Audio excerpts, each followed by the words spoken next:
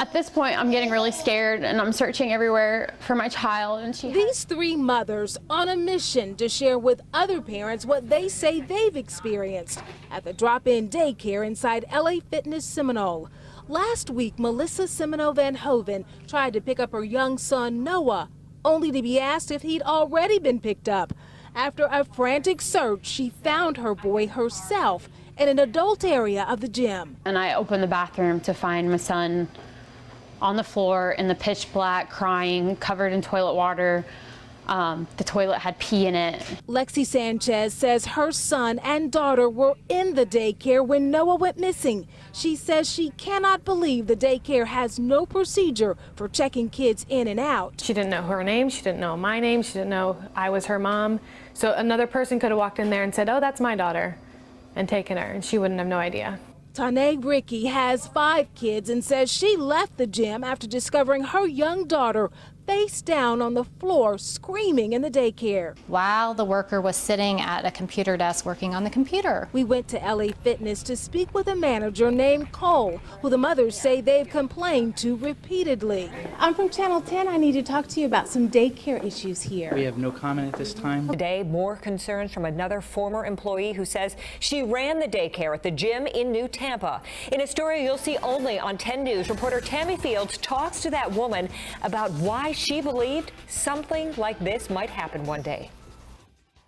The number of children. Sandy Pell says she spent 2 years working at the drop-in daycare center inside this New Tampa LA Fitness gym on County Line Road East. She says she was always worried about the number of children, including infants, that they were watching while the kids' parents worked out. We would have over 50 children in that one room, and there were times there was only 3 of us working. Sandy says what these 3 mothers complained about a week ago regarding distracted daycare workers at other LA Fitness gyms happened here too. I was seeing children getting hurt. But she says the unthinkable happened 2 years ago in February when Tampa police investigated a sex crime in the daycare after a 3-year-old was reportedly sexually abused by a 5-year-old. There weren't enough eyes watching the children. Pell says she immediately called DCF's abuse hotline and says she was fired for creating conflict on the job.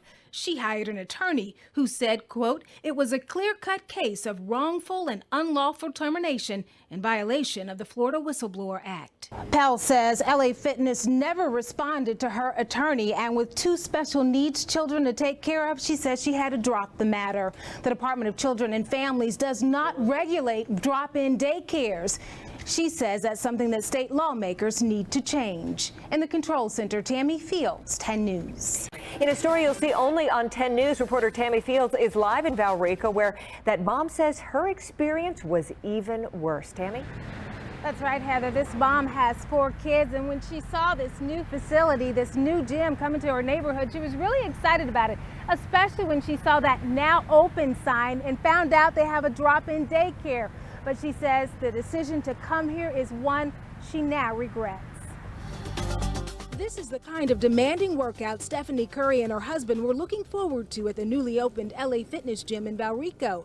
You're looking at images from inside the drop-off daycare. Plenty of fun things for kids to climb on and explore. But that fun turned to panic, Curry says, one day last September, as her 3-year-old son Zayden was hurt in an accident while being looked after in the daycare. The girl from the daycare in that first 10 minutes had said, oh, all the kids do it. They all jump off the giant plastic frog. She said, I mean, he fell and he cut his head open on the metal window frame that goes from the ceiling to the floor. Curry says the gash was deep. And I just closed my eyes and I covered it back up, and I was shaking.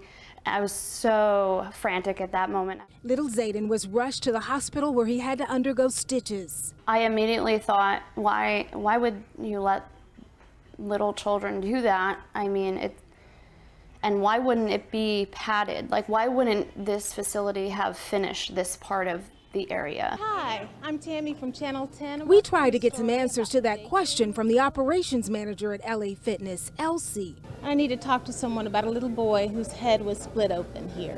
I would refer you to corporate. Elsie asked us to turn off our camera, which we did, and we have now tried that corporate number for LA Fitness at least a dozen times over a matter of a week and sent as many emails with no response. Back out here live tonight, Stephanie and her husband have hired an attorney to try to get their own answers out of LA Fitness. That's because they have thousands and thousands of dollars in medical bills. Now, if you find yourself in a situation to where you want to file a formal complaint about a business, any kind of business here in the state of Florida, we have posted details on how to go about that on our website, WTSP.com. In Valrico, Tammy Fields, 10 News.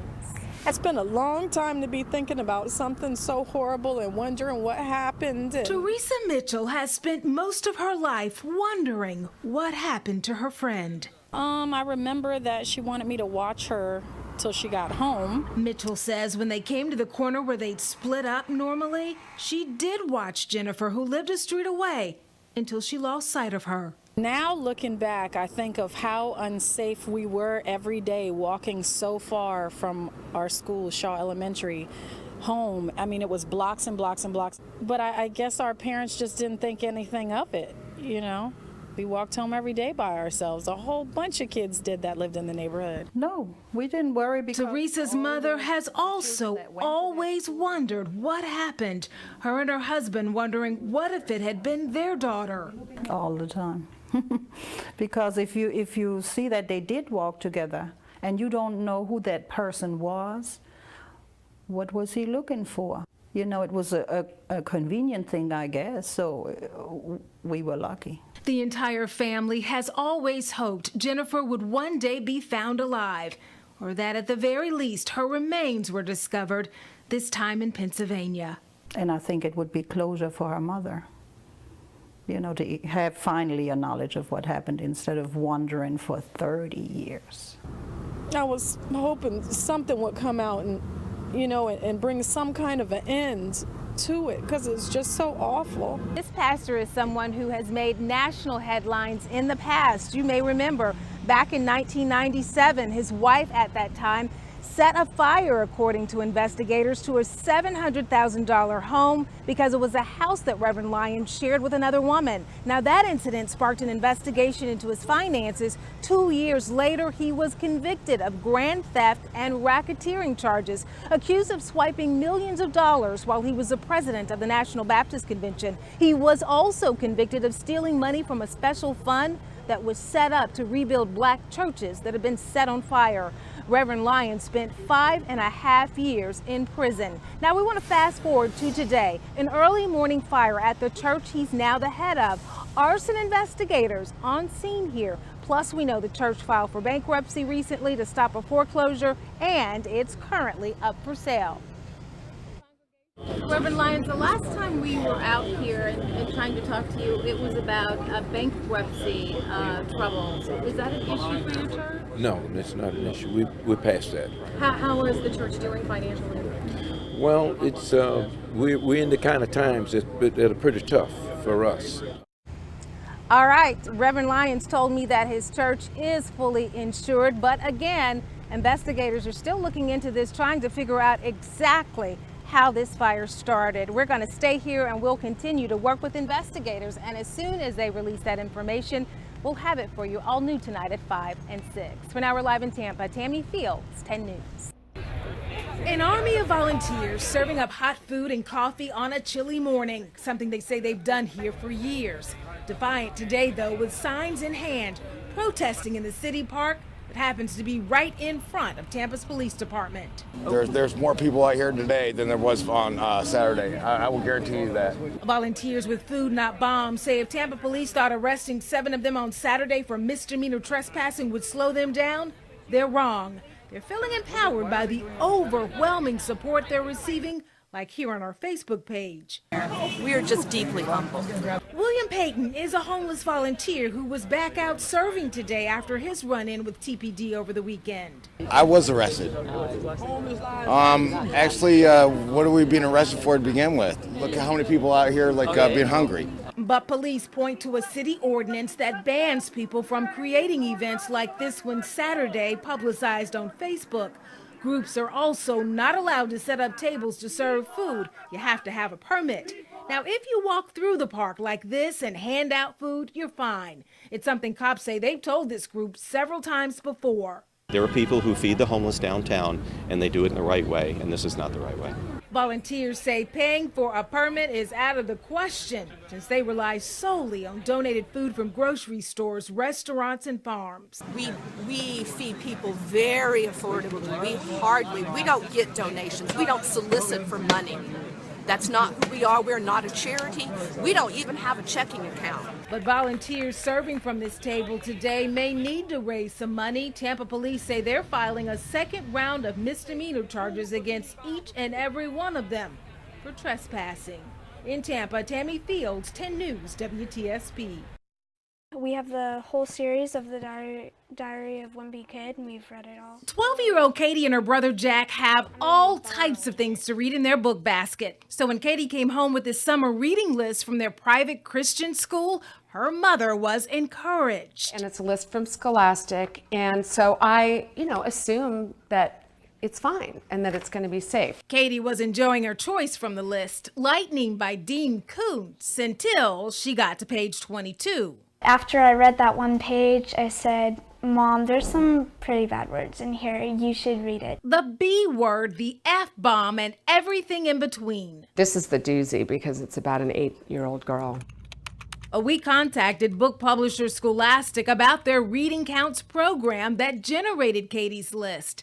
Scholastic recently sold that part of the business to the publisher Houghton Mifflin Harcourt. They told us the Scholastic Reading Counts program generates a recommended reading list based on reading difficulty levels. He seemed to take his job casually. In 12-year-old Katie's case, she was reading well above grade level at the time the list was created. They told us Lightning by Dean Koontz received positive reviews and is enjoyed by many young adult readers. So how can parents find the appropriate books?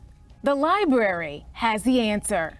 We checked. Hillsborough and Pinellas County school districts do not use reading lists from the book publisher. Instead, librarians here at the Tampa Hillsborough County Public Library work very closely with librarians at public schools and other school librarians across the state to make absolutely sure books on their lists are age appropriate. They know what their kids want to read and what will keep them interested in the summer and what's appropriate for the grade levels that they're reading. Still, Lori Tonti from the County Public Library System recommends that parents also check out the book reviews first that are published on this novelist website just to be sure. So they can determine what books might be appropriate for their child's not only reading level, but their interests and some of their emotional levels as well. Katie's mother abandoned their Scholastic reading list altogether and found other books for her daughter to read. I just would like to know what they're going to be reading and what they're going to be exposed to. In Tampa, Tammy Fields, 10 News.